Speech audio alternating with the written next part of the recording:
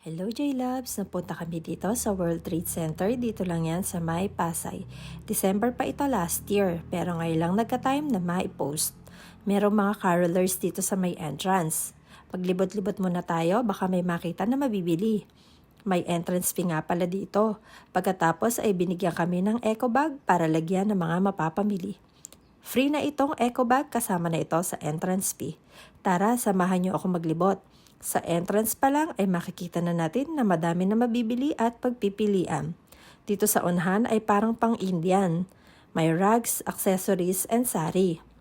They sell various decorative and religious figurines, which are considered collectibles. Ang dami ding shoes na pwede pagpilian. You name it, nandito lahat yan.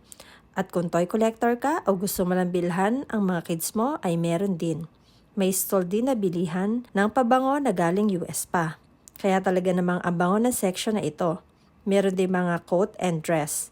May assorted small religious plaques. These items are likely handmade.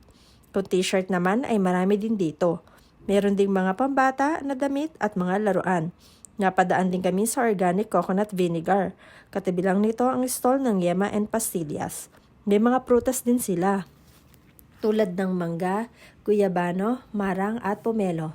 Meron din silang pili na may iba't ibang flavor. Kung gamit naman sa bahay ang hanap ay meron din sila dito. Maganda naman ang kahoy na gamit.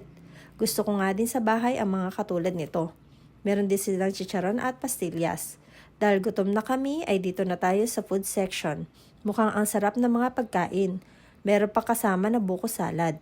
Tinikman din namin ang popular na no-bake dessert na to. Ayan nga at ang dami ng flavor. Nagtry din kami ng empanada. At itong super refreshing juice na ito, nagustuhan ko ang calamansi flavor nila.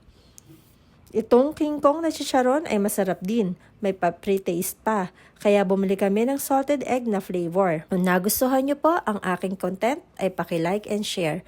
Po makalimutang mag-comment, kung di pa po kayo naka-follow ay paki-follow na po ang aking page for more relevant, delicious, and amazing content.